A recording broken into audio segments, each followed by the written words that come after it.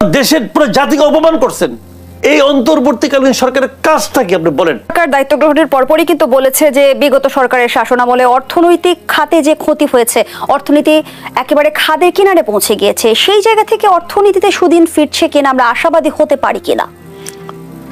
দেখেন, খাদের কিনারে পৌঁছে গিয়েছিল এটা না সবাই বলে, সবাই বলে। আমি দেখেছি নতুন একটা সরকার এসেই প্রথম কাজ হলো আগের সরকারের বদনাম করা। এটা আমি বহুবার দেখেছি, যতবার নতুন সরকার এসেছে। কিন্তু অর্থ পাচার, ব্যাংক খাতে আমি শেখ হাসিনা দায়িত্ব আসার পর আগের সরকারের সমালোচনা করছে। 2001-এ দেখেছি খালেদা জিয়া প্রথম বক্তৃতায় বলছে আমরা গরিব হয়ে গেছি, আমাদের গরিব বানিয়ে ফেলা হয়েছে বলছে। বলার পর তারপর তারা কি করছে? খালি অন্যের দোষ দেওয়া ঠিক না।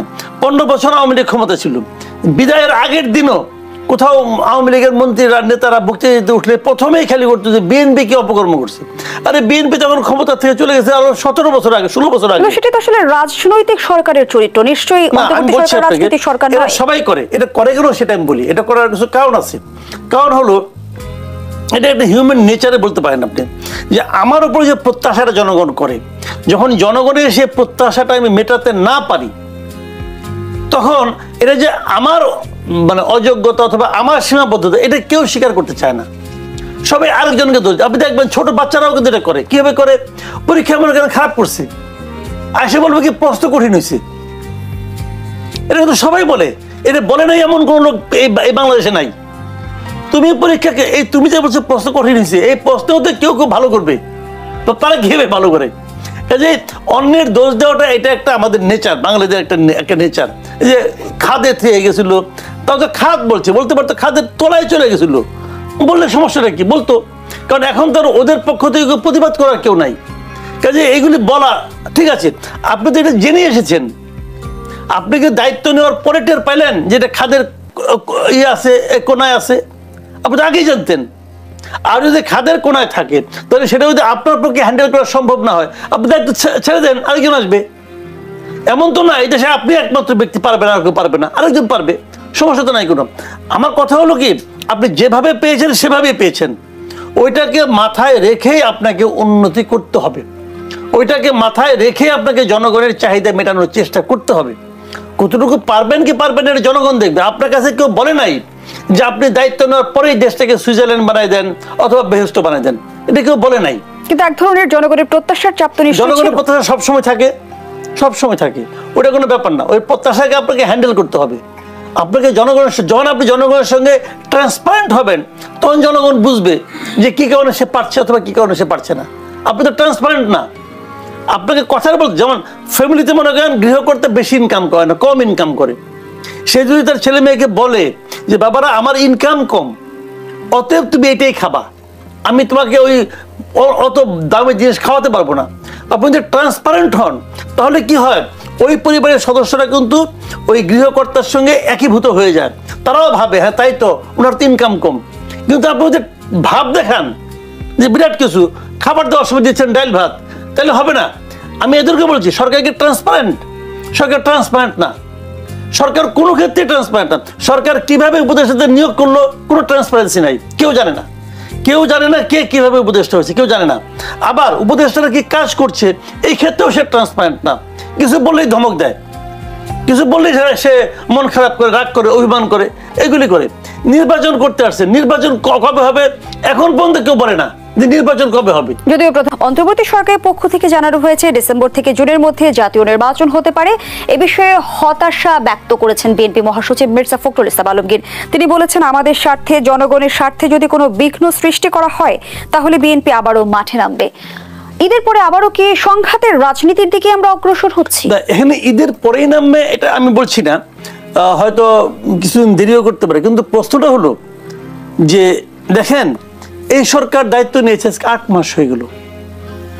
8 মাস পরেও এই সরকারের কারোর কাছ থেকে এ পর্যন্ত আপনি শুনতে পারেন নাই, জানতে পারেন নাই, কেউ জানতে পারে নাই নির্বাচন কবে হবে। সবসময় একটু ধোঁয়াশা। প্রথমে বলেছে জানুয়ারি, ডিসেম্বরে অথবা আগামী বছর জুনে। তারপরে বলছে যে ছোট প্যাকেজ বড় প্যাকেজের কি নাটকের কাহিনী বলছে, ছোট প্যাকেজ হলে অতটা, বড় প্যাকেজ হলে অতটা। এরপর বলতে যদি বেশি সংস্কার চান তাহলে জুন মাস, কম সংস্কার চাইলে ডিসেম্বর মাস। এই যে কথা, এগুলো হলো কি জানেন, এগুলো হলো বাক চাতুর্য বলে না, বাগাড়ম্বর, এগুলো হলো বাগাড়ম্বর বলে বাংলা ভাষা। এগুলোকে আপনি কথার মার পেঁচে মানুষকে পিছিয়ে রাখছেন। আপনি কবে পারবেন সেটা আপনাকে বলতে, আপনার কাজটা কি রে ভাই? আমি আপনাকে একদম সহজ কথা বলি, এই অন্তর্বর্তীকালীন সরকারের কাজটা কি আপনি বলেন, কি কাজ? তারা বলছে যে আমরা সংস্কার করব, এটা নাকি দাবি ছিল। এইটা আমি নাকি শব্দ প্রয়োগ করছি, এইটা নাকি তারা বলছে দাবি ছিল আন্দোলনের সময়। আন্দোলনের সময় সংস্কার কথাটাকে উচ্চারণ করছে, এটা আমি শুনি নাই। আমি ভাই আন্দোলনের সময় বিদেশ ছিলাম না, এই দেশেই ছিলাম, আমি জানি আন্দোলনের সময় কেউ সংস্কার কথাটা উল্লেখ করছে, এটা আমি শুনি নাই। ধরে নিলাম ছিল, আমি হাইপোথেটিক্যালি ধরে নিলাম সংস্কারের প্রস্তাবটা ছিল। সংস্কারটা কে করবে? এই সরকার করবে। আচ্ছা ভালো, তাও মানলাম সরকার সংস্কার করবে। সংস্কার করার জন্য গত 8 মাসে এই সরকার কি করছে? গত 8 মাসে এই সরকার সংস্কারের পথে কয়েক কদম অগ্রসর হয়েছে। ওনারা বলবেন আমরা এতগুলো কমিটি করছি, এই কমিটিগুলো আপনি কাদের নিয়ে করছেন? এই কমিটিগুলি যে করছেন, এই কমিটির সদস্যগুলি কারা?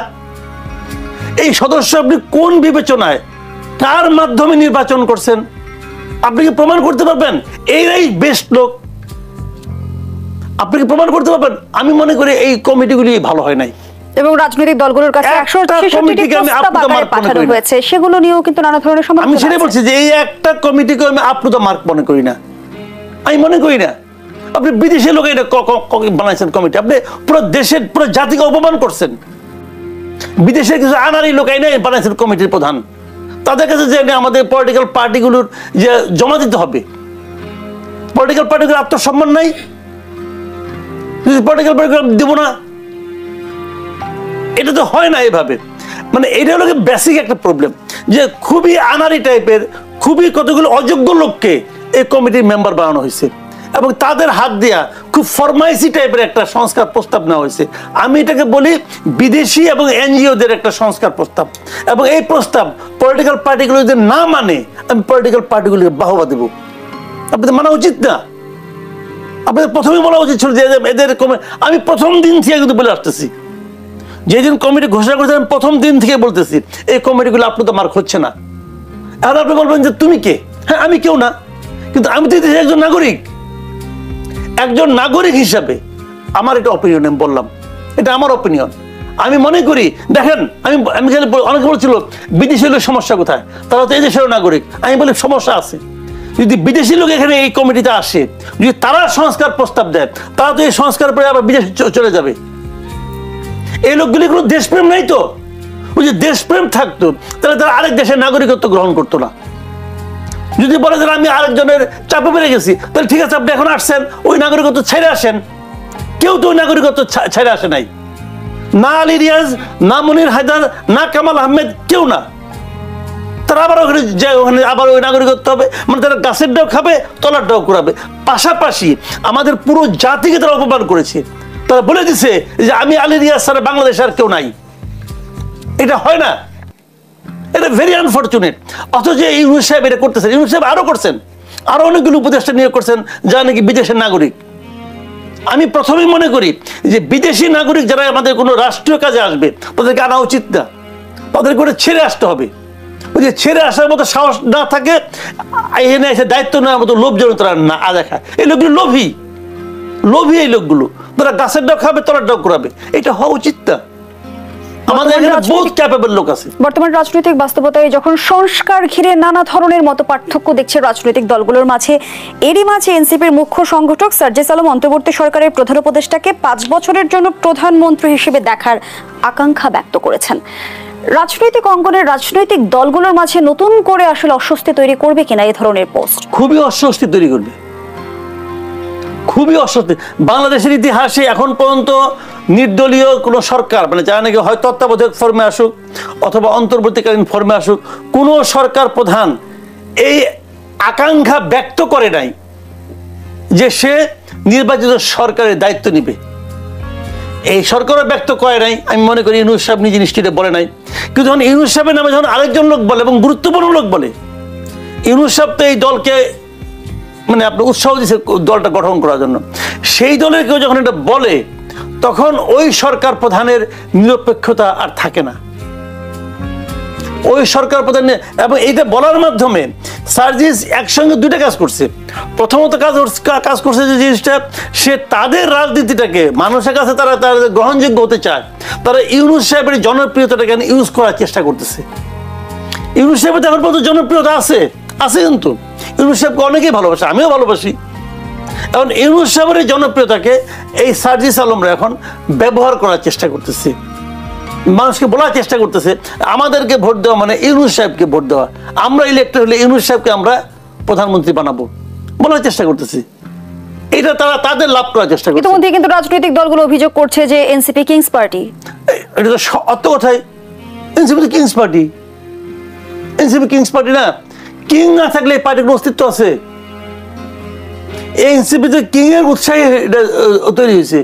ইউনূস সাহেব তো নিজেই বলছেন যে আমি ওদেরকে বলছি তোমরা পলিটিক্যাল পার্টি করো, তারা পলিটিক্যাল পার্টি করছে, তার কাছে উৎসাহ পায়।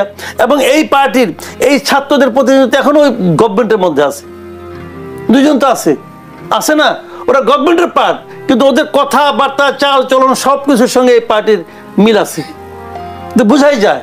এরা তো এদের সঙ্গে 2 দিন আগে ছিল, তো আছে। King's party is very much king's party, এতে কোনো সন্দেহ নাই, এখানে সন্দেহ করার কোনো কারণ নাই। এখন প্রশ্নটা হলো কি, সরাসরি তারা ডক্টর ইউনূসকে ব্যবহার করা শুরু করছে। এদের লস যেটা হয়েছে, লাভ যেটা হয়েছে এদের, আর লস যেটা হয়েছে এটা ইউনূস সাহেবের।